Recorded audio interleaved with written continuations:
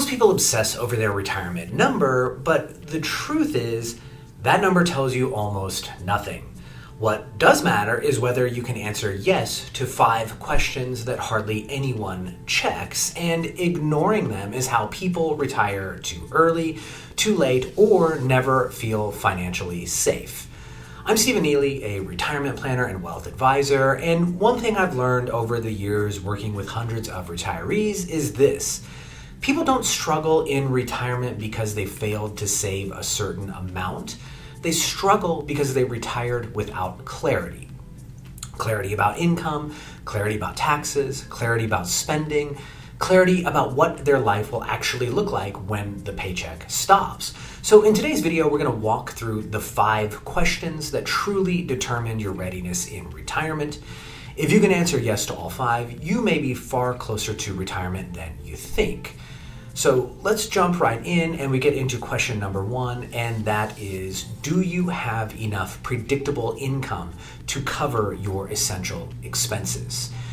Most people jump straight to their portfolio balance when they think about retirement readiness, but one of the first things I look at is how much of your essential, non-negotiable expenses are covered by predictable income. So what I mean here by predictable income is things like Social Security, pensions, maybe rental income, and in some cases, annuities.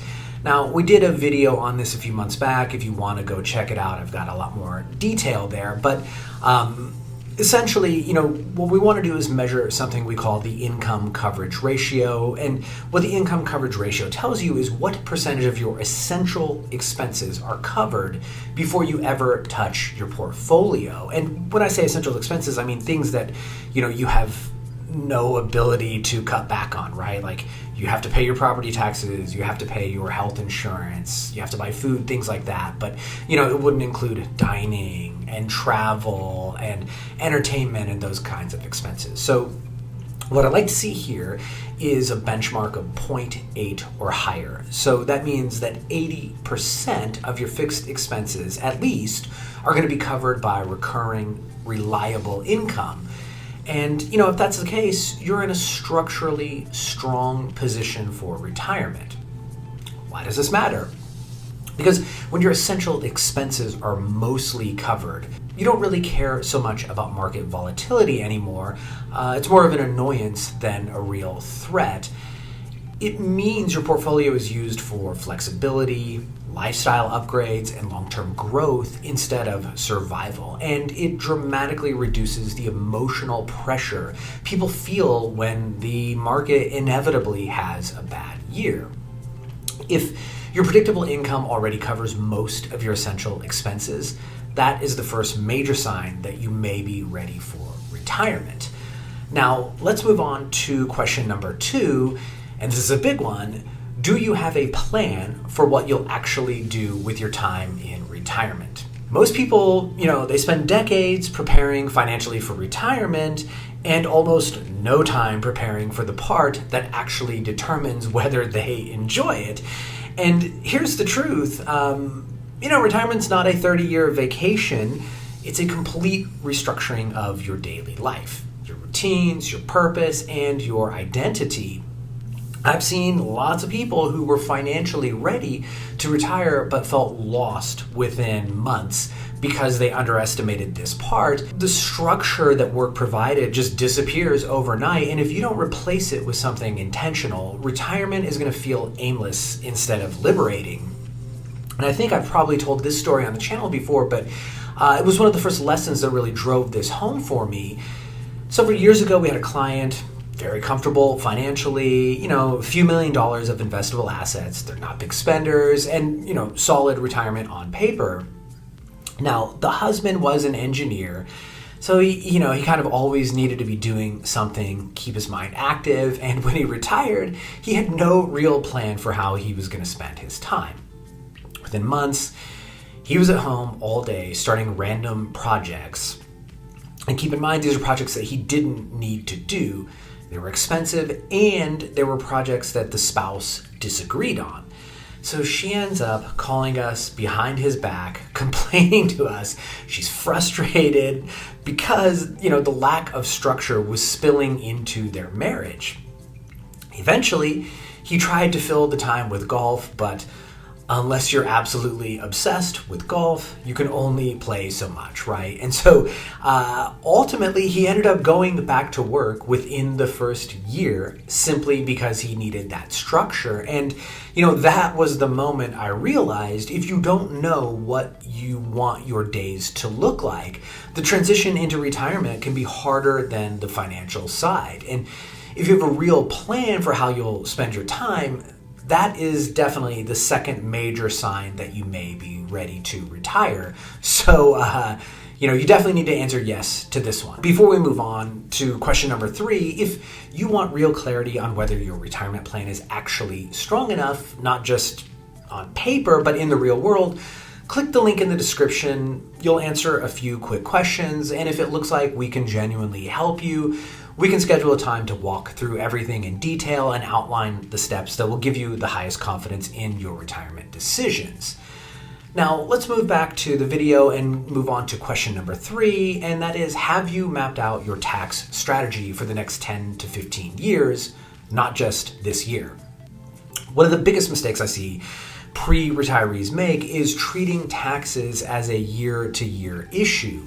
That might work when you're still working because your income, for a lot of people, tends to be pretty steady, but in retirement, your income becomes flexible. And if you don't plan ahead, that flexibility can turn into higher taxes at exactly the wrong times.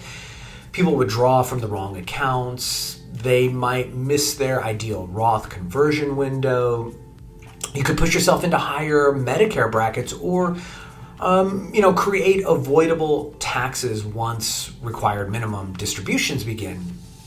So a real retirement tax plan isn't just a set of one-off moves. It's definitely a blueprint. You want a long-term roadmap that looks 10 to 15 years ahead. It needs to line up when to claim Social Security, how large your pre-tax accounts will be as you approach RMD age, where the low-income years are that make Roth conversions more effective, and how to coordinate withdrawals from taxable, tax-deferred, and Roth accounts so that you don't get hit with surprises later. And something else I want to emphasize is that some people get so focused on, not paying taxes that they actually miss the bigger picture.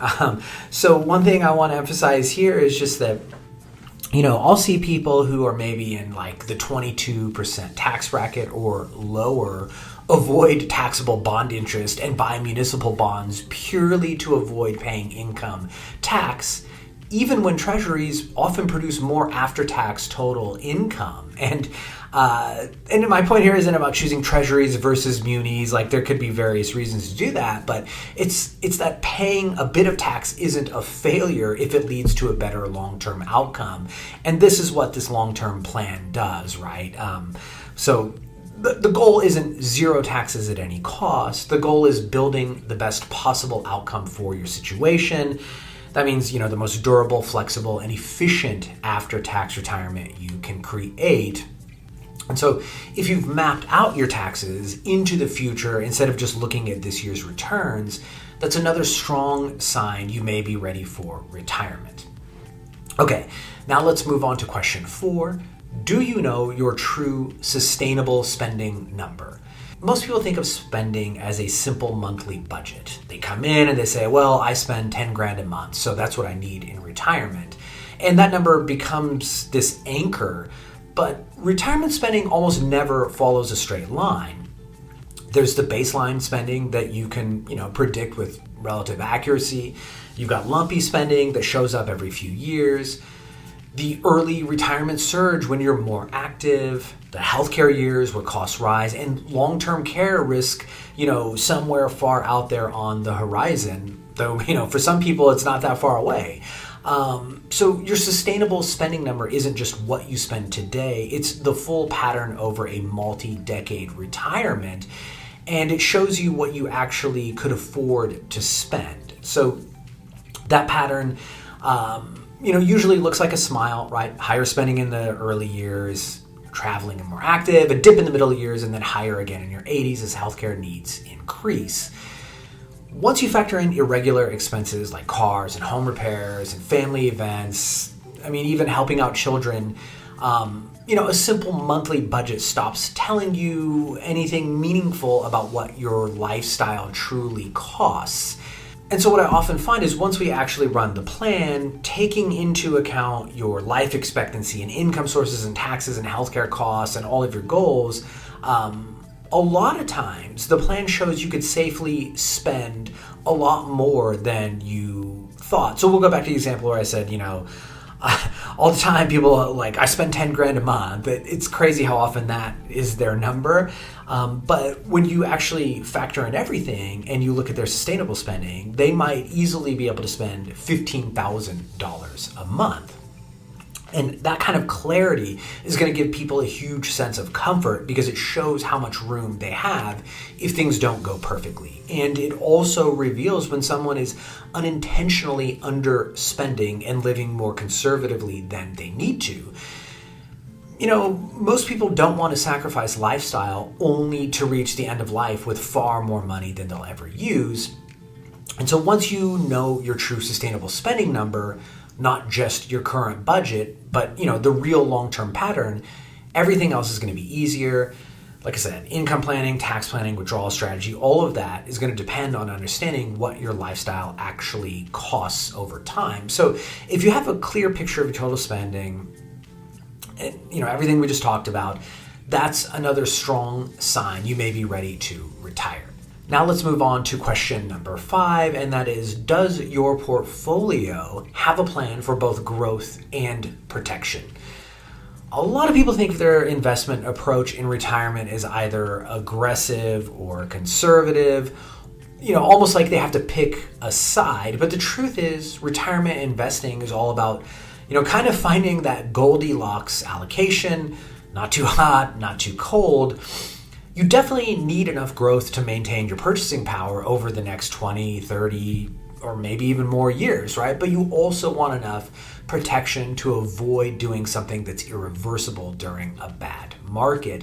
And I think another critical element of this is that your allocation shouldn't be static. It's something that shifts as your life, the markets, and your spending needs evolve.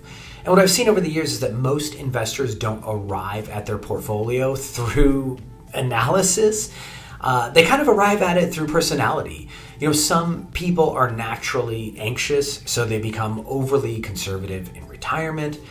Other people are pretty confident, and so, they kind of come into retirement too aggressive, and both approaches can cause real damage in retirement.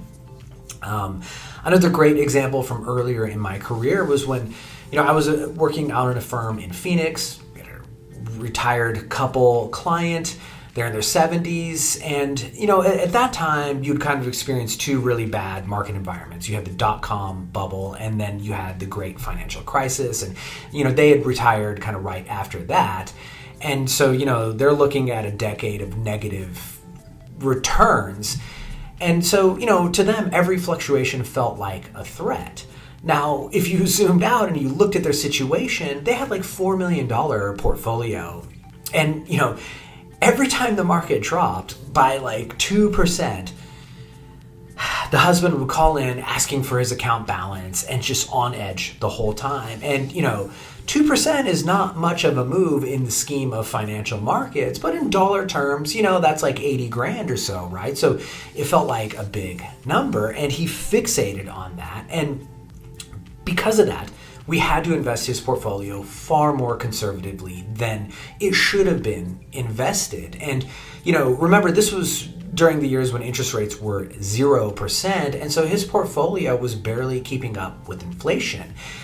Meanwhile, they had a pension and Social Security, so they were hardly drawing anything from their investments.